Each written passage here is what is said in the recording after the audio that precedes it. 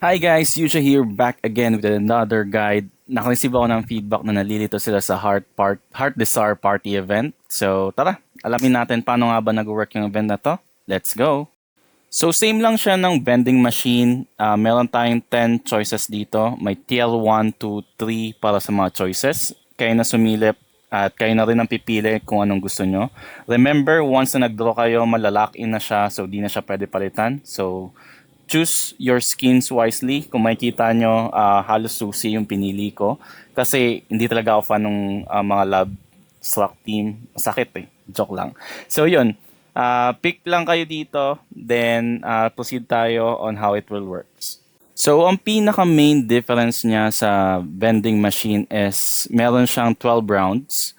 Which means makukuha mo kahit lahat ng rewards actually sa tier 1 to 3 if gagastusin mo hanggang 12 rounds. So same, nakikita nyo dito, nag-draw na ako ng isa para makita nyo nakalock siya at bawal na siya palitan once na nag-draw ka. So dito, same scenario, pag normal yung luck mo or normal lang na swerte ka, ubusin muna lahat ng TL3, then TL2, then TL1. But if kung swerte ka, pwede ka pa rin makakuha kagad ng TL1 sa isang pool lang. So in this case, malas ako kasi kita nyo naman, susi naman kagad, okay? So, dito pupunta tayo sa party tickets. Ang isang draw will cost 10 party tickets which is 300 wild course. And 10 draws or 10 draws will cost you 6,000 wild course. But may kita nyo dito, may discount siya.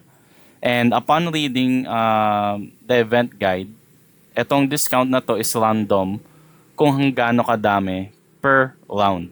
So, round 1, may kita nyo dito, dalawang 70% discount. Mali ko nga to eh. If I know na dalawa lang talaga, dapat nag 5 draws na ako kagad para mas malaki yung madi-discount mo. So, kung magbabala kayo, please direct nyo na kagad ang draw 5 times para mas malaking madi-discount nyo, okay? So, yun lang naman. Makukuha nyo lahat ng rewards up to 12 rounds. Actually, kinompute ko, chinek ko, and possible nyo na makuha lahat ng rewards doon sa tier 1 to 3. So, if para sa inyo maganda yung mga love themed na skin, then itong event is para sa inyo. If hindi nyo naman trip, you can just skip it out. For me, kung sulit ba or hindi, I think sulit siya if fan ka nga nung skin line. Okay? If hindi naman, you're good to skip this one out. Okay, so dito naman, makita nyo yung guide on how much ang base nito. So this is base wild course, okay? Wala yung discounted. Just remember, every round may mga discounted doon. And upon checking the guide, random kung ilan yung may 70% discount. Pwedeng isa, pwedeng dalawa, pwedeng tatlo or apat. I'm not sure yet kasi wala akong balak i-full draw. So yan, pwede nyo na lang i-post dito para makita nyo yung expected na gagastusin nyo. Just make sure ito ay wala pang discount, okay? Mas mura pa yung magagastos nyo dito. Alright?